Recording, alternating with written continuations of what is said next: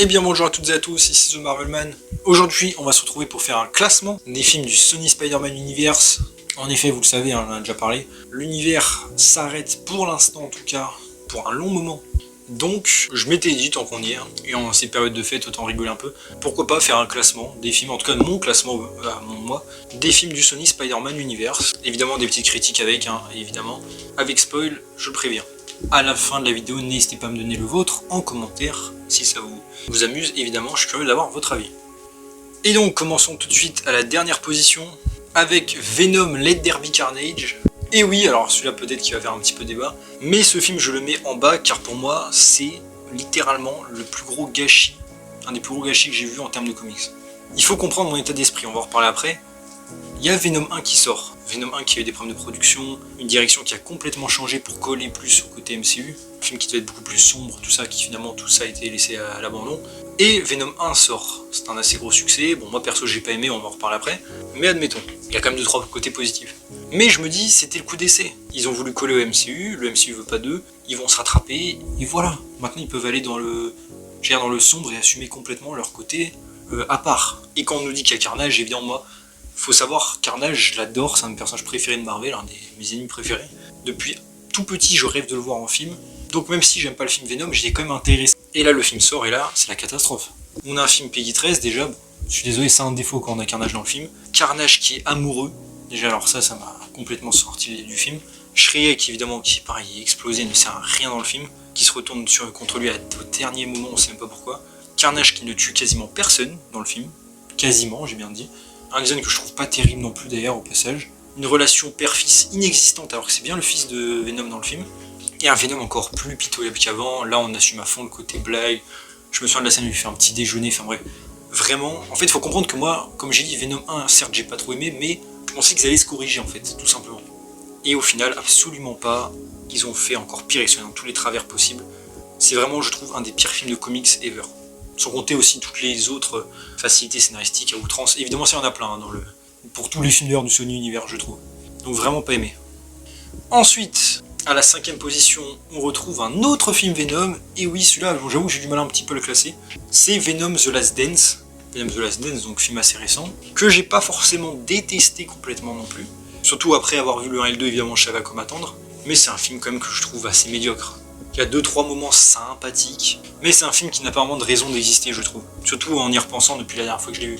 Un film évidemment, pareil, les persos pas développés, en fait limite j'ai pas envie de le dire à chaque fois parce que c'est pour chaque film. Et on a un Venom qui fait plus clodo que jamais, qui vit son aventure à Las Vegas, qui se fait ramener par Knull pour aucune raison, Knull qui apparaît nulle part, qui ne sert à rien d'ailleurs et qui n'est toujours pas libéré à la fin du film. Ce qui m'a fait encore plus rire, c'est que la scène post-crédit on te fait croire que Knull a gagné, alors que non, il est dans une situation encore pire qu'au début du film.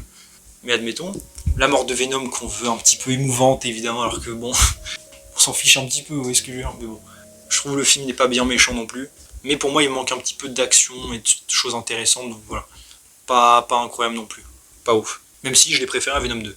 Ensuite, on passe en 4ème position, avec encore une fois un autre film Venom, et oui, là pour le coup je m'acharne sur lui, avec Venom 1. Alors Venom 1 pour le coup je trouve que peut-être si on parle en termes objectifs c'est un des meilleurs films de cet univers, mais personnellement je n'ai pas aimé pour plusieurs raisons. Parce qu'en fait il faut comprendre, je pense que vous l'avez compris du coup, mais Venom c'est un personnage que j'aime beaucoup. Vraiment vraiment beaucoup.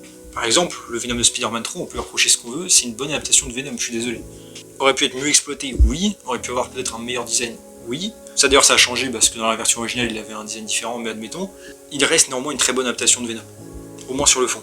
Ce Venom là, malheureusement pour moi, n'a rien à voir presque avec sa version d'origine. Il n'y a pas de raison d'exister. Et en fait, comme j'ai dit, c'est toute une occasion manquée, je trouve, les films Venom. Donc en fait, Venom 1, j'explique en termes plus simples, c'est un film que je peux regarder et je trouve qu'on passe pas un mauvais moment devant, ça passe. Mais moi, en termes de fan de Venom et d'adaptation, je trouve que c'est une catastrophe. Eddie Brock est un clown complet du début à la fin, il veut sauver le monde, Venom est gentil. Alors oui, je sais que Venom devient anti-héros, tout ce qu'on veut, mais c'est pas au début déjà. Et ça reste pas quelqu'un de bien, Eddie Brock de base. Mais j'ai néanmoins bien aimé quand même le fait qu'on ait d'autres symbiotes, ça je trouvais ça assez cool. Et les combats sont sympas, il y a des scènes d'action sympathiques encore une fois. Et ce film là, encore une fois, je pardonne des choses parce que c'est un film qui a été saboté entre guillemets. On sait qu'il y avait beaucoup de problèmes de production, de choses comme ça. Une vision qui a complètement changé pour essayer de coller au MCU. Donc voilà, je peux lui pardonner les choses, vous voyez ce que je veux dire.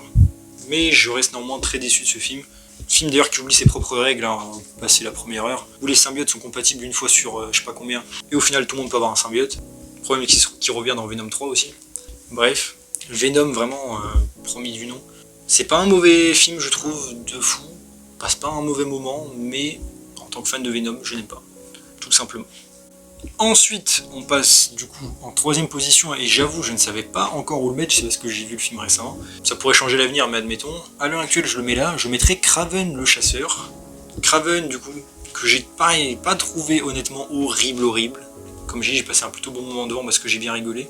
Pas forcément bien, mais j'ai quand même rigolé. Je trouve que Kraven est très différent des comics, dans le sens il aime pas chasser, ce qui est un comble pour Kraven, en tout cas pas chasser des animaux. Son père était bien plus Kraven, je trouve. Mais on a 2-3 choses qui sauvent le film. Déjà, j'aime moins Kraven que Venom, c'est peut-être pour ça que je suis pas autant déçu. Et on a aussi 2-3 choses sympathiques, comme les scènes d'action qui sont pas horribles, le R-rated qui rajoute un petit côté sympathique, la relation avec le caméléon que je trouvais pas mal, et le père aussi d'ailleurs, et le rhino, que je trouve bon, toujours vraiment bizarre, mais que j'ai pas trouvé si horrible en termes de design, au moins il ressemble un peu aux comics. Après Amazing 2, c'était déjà cool. Après, encore une fois, c'est pas un très bon film du tout, et il y a énormément d'incohérences dans le film. Néanmoins, je trouve que le casting est plutôt pas mal, et il y a quelque chose qui est assez sympa avec ce film. Mais c'est pas le film du siècle du tout, hein, loin de là, évidemment. Ensuite, en deuxième position, et oui, les taux se resserrent. Bon, je rigole, tout ça, c'est pas des films que j'apprécie de fou, hein, je précise bien. Je mettrais Morbius, et oui, Morbius, que pareil, en vrai, j'ai pas détesté du tout tant que ça, surtout la première fois que je l'ai vu. Évidemment, un film qui a quelques facilités, un film qu'on a beaucoup rigolé avec, évidemment, surtout pour les mèmes et tous les trucs avec Spider-Man et la scène post-crédit qui n'a aucun sens. Je suis bien d'accord, et c'est un truc que j'aime toujours pas d'ailleurs. Mis à part ça, franchement, je trouve que le film, ça passe. Les effets sont pas si horribles que ça, surtout quand on le comparait à la même période vers des No Way Home, tout ça. Je trouve que Morbius s'en sort mieux, mais admettons. On a un personnage qui est quand même un petit peu plus développé. Je veux dire, en vrai, tout le côté du gars là, qui est malade, qui tient à peine debout, et qui obtient des pouvoirs. De même d'ailleurs pour son ennemi, là, le docteur dans Doctor Who, là, Matt Smith, le méchant, qui était un peu space, mais qui en vrai est totalement compréhensible quand on comprend le gars. Genre le gars, on rigolait parce qu'il est un peu bizarre, il fait des danses et tout. Ok, oui, je reconnais que c'est un peu ridicule dans le film. Mais le gars, c'est un gars, il est handicapé pendant toute sa vie. Évidemment que le jour où il a un corps qui fonctionne, il va faire des trucs bizarres. Vous voyez ce que je veux dire? Je trouve qu'en vrai, ça passait un petit peu. Et mis à part ça, Morbius, avec quand même des scènes d'action plutôt sympathiques, je trouve, au niveau de la brutalité et de la puissance, quelque chose qui manque des fois au MCU. Sans rigoler, hein, là, je suis sérieux. Et c'est un film qui, pareil comme pour les autres, a été aussi un petit peu charcuté de ce qu'on sait. Mal re-shooté, surtout à cause de No Way Home, entre guillemets. On sait qu'il y avait des plans avec le vautour hein, qui étaient bien différents. Donc, j'allais dire pareil, je peux pardonner qu'il y ait certains problèmes au film dû à la production. Ça n'excuse pas tout, mais voilà. Donc honnêtement, Morbius, même si oui, c'est pas le film du siècle du tout, et qu'on a fait bien mieux, je trouve que c'est un film regardable et même assez appréciable. Et je trouve que c'est celui auquel il manque le moins Spider-Man de tous les films. Celui qui s'en sort le mieux en fait, sans son personnage, sans son ennemi quoi. Donc honnêtement, Morbius, encore une fois, en plus c'était tellement drôle avec les mèmes et tout, on a bien rigolé. Donc voilà, et pour la promo de Spider-Man, hein, que beaucoup de gens ça a énervé, j'ai envie de vous dire, ça a été la même chose pour tous les films, hein. On savait qu'ils seraient pas là, à un moment donné. Je vais pas dire c'est votre faute si vous y tombez parce que c'est eux qui font la promo dessus, mais sérieux quoi. Je veux dire, même dans le premier film, on sait que Tom Holland avait tourné un caméo, il n'a jamais été montré le caméo, et voilà. À partir de ce moment-là, moi je savais très bien que Spider-Man n'apparaîtrait jamais dans l'univers. Mais bon. Et enfin en numéro 1, du coup, je le gardais, et je sais que ça va en surprendre beaucoup, mais moi j'ai mis Madame Web. Alors Madame Web, lui, techniquement, il fait pas partie de la Terre du Sony Spider-Man Universe, mais il fait partie de la même saga, donc je le compte évidemment. Et je l'ai mis en 1 tout simplement parce que déjà pareil, j'ai rigolé avec ou pour le film. Mais honnêtement, je trouve que c'est un film en vrai, malgré les caricatures qu'on en fait et plein de choses, qui s'en sort pas si mal que ça quand même. Alors oui, il manque Spider-Man, je trouve que ça aurait été bien mieux d'avoir toute l'intrigue avec le bébé Spider-Man qui était censé avoir l'origine. J'ai trouvé les Spider-Woman, bon, qui n'ont pas encore le pouvoir, un petit peu osef, mais ça promettait un petit peu des trucs pour l'avenir. Madame Web, ses pouvoirs, je trouve, sont plutôt bien utilisés, honnêtement, sans rigoler.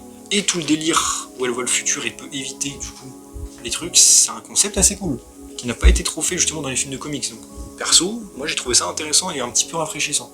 Tout le délire avec Ben Parker et tout ça, et son neveu. Pareil, je vois plein de gens qui crient quand le bébé est né, pourquoi on dit pas son prénom, franchement, on s'en fiche, quoi. Vous savez très bien que c'est Peter Parker, vous avez pas besoin qu'on le dise dans le film. Et l'intrigue autour de lui a été enlevée par Sony, donc ça servait à quoi honnêtement, mais bon. Bref, ça m'a fait plaisir d'ailleurs de voir Oncle Ben un peu plus jeune d'ailleurs, j'ai trouvé pas mal. Madame Web, j'ai trouvé sympathique, pas incroyable non plus, mais sympathique et un peu drôle d'ailleurs. Malgré c'était pas mal dans le rôle. Il y a juste la fin que j'ai trouvé vraiment pété pour le coup. Le fait de comment elle perd la vue et comment elle est handicapée, c'était ridicule et ça n'a aucun sens, ça je le dis tout à fait. On peut regretter aussi que les Spider-Woman ne deviennent pas, dans ce film-là, les Spider-Woman. C'est clair que c'est un peu dommage, surtout quand on nous les vend dans la promo avec les costumes. Bon, du coup c'était en vision, mais admettons. Par contre, je suis d'accord, le méchant Ezekiel était vraiment nul. Bon, évidemment très différent de ce qui est censé être en comics. Mais c'est vrai que je trouve que c'était vraiment des points négatifs du film. J'ai pas détesté complètement le costume. Les scènes d'action, il se balade et tout, il saute sur les immeubles d'ailleurs, étaient très stylées.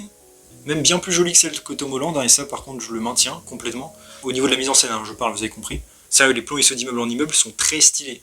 Vraiment très stylés, beaucoup plus que ceux de Tom Holland, mais bon, admettons. Mais à part ça, j'ai dire le problème de ce film, c'est qu'il n'y a pas vraiment d'affrontement. C'est toujours à sens unique, toujours la course-poursuite, les filles qui s'enfuient, voilà, bon. C'est un peu redondant et c'est pas le meilleur truc. J'apprécie, comme j'ai dit, néanmoins le concept du film, le délire du futur, tout ça, que Madame Webb voit et comment elle l'interprète et peut l'anticiper. On peut dire ce qu'on veut, mais c'est un truc qui a été rarement fait. Voire même, j'ai pas trop d'idées en tête qui me viennent comme ça là tout de suite. D'exemples où ça a déjà été fait, donc perso, j'ai bien aimé. Encore une fois, les personnages sont pas développés de fou, hein. C'est pas un chef-d'œuvre. Hein. C'est pas parce que je le mets numéro 1 que c'est un chef-d'œuvre, loin de là. Qu'on s'entende bien là-dessus, mais encore une fois, je trouve que c'est le film que j'ai préféré et les personnages sans doute que j'ai préféré dans cette saga. Donc voilà. Et donc voilà pour mon classement. Bon, je sais qu'il va sans doute faire un petit peu débat parmi vous. Je pense que beaucoup vont préférer les films Venom. Ce que je peux comprendre, hein, honnêtement. C'est juste que moi, comme j'ai dit, Venom c'est mon personnage préféré de tous ceux qu'on a eu. Et en termes d'adaptation, je trouve que c'est vraiment pas bon. C'est pour ça que je le mets aussi bas, personnellement. Mais n'hésitez pas à me dire en commentaire qu'est-ce que vous en pensez. Je trouve aussi d'ailleurs que ces films-là, ils sont pas bons, hein, soyons clairs. Mais je trouve quand même qu'ils sont beaucoup plus descendus par les médias, les réseaux en général. C'est un peu les films qu'on a choisi de détester directement. Ce qui peut être compréhensible, comme j'ai dit, mais je trouve que des fois, on en fait un petit peu trop. Par exemple, Morbus, honnêtement, ou même Madame Web, je trouve qu'en vrai, je sais pas que c'est des chefs-d'œuvre ou quoi, mais ils sont fait quand même descendre très facilement. Quand on compare des fois même à certains films du MCU, que je trouve bien pire personnellement. Pas tous, mais genre par exemple Ant-Man 3, ou même le 2, je pense pas qu'il y a beaucoup de gens qui vont me dire qu'ils sont bien meilleurs que les films du Sony Universe. Pourtant, ces films-là, surtout Ant-Man 2, n'ont pas bénéficié d'une telle colère, j'allais dire, je trouve en tout cas. Mais bon, donc, n'hésitez pas à me dire en commentaire, vous, quel est votre classement, votre film préféré, est-ce qu'il y a des choses que vous avez vraiment aimé ou pas, hein. Moi je comprends, il y en a qui peuvent... Enfin, moi j'ai des amis qui aiment beaucoup Venom, le premier surtout, et je peux comprendre totalement pourquoi. Donc voilà, je suis quand même curieux d'avoir votre avis en commentaire, et encore une fois, est-ce que vous êtes chaud pour continuer cet univers, ou vous préférez qu'on en reste là? Perso, je pense qu'il est temps de débrancher la machine. Honnêtement, j'ai aucune envie de voir ces personnages. Allez, un Morbus 2, juste pour rigoler, franchement, ça me ferait vraiment rire s'ils faisaient un Morbus 2. Juste pour qu'ils disent It's Morbin Time, ce serait trop drôle, honnêtement. Ou même un Sinister 6 avec tous ces personnages, honnêtement ça me ferait vraiment rigoler. C'est pas vraiment que je le veux, mais plus pour le fait. Donc voilà.